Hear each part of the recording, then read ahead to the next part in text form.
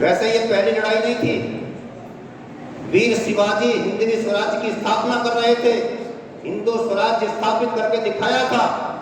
महाराणा प्रताप इस देश के लिए लड़ रहे थे, इसी देश के लिए आपकी रानी लक्ष्मीबाई लड़ रही थी, जिनको दिखाया जाता है, बताया जाता है वो झांसी के लिए लड़ रही थी। जो क्रांतिकारी योजना के लिए झांसी से चल करके मेरठ जाकर के महर्षि दयानंद और दूसरे लोगों के साथ संपर्क साध करके काम कर सकती है, क्या वो झांसी के लिए लड़ रही थी या झांसे को दे रहे हो? पूरे देश के लिए लड़ाई लड़ रही थी। यहीं का रहने वाला छत्रसाल यदि अपने समय में गुरु गोविंद सिंह जी से संपर्क साध रहा था, शिवाजी से संपर्क साध रहा था, कुछ लोग कहते हैं उनसे मुलाकात नहीं हुई थी। कुछ इतिहासकारों का मानना है कि इनसे भी मुलाकात हुई थी। दक्षिण में शिवाजी से जाकर के मिले थे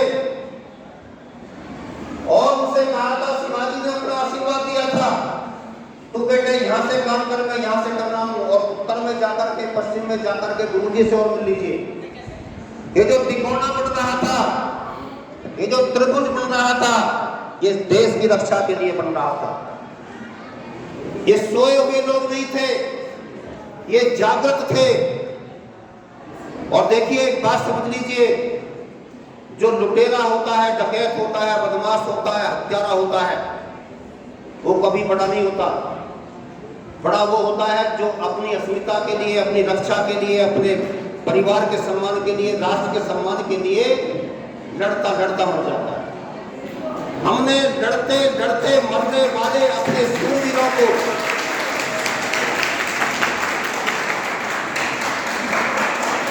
हमने लड़ते लड़ते मरने वाले अपने शूरवीरों को अपने इतिहास में स्थान नहीं दिया।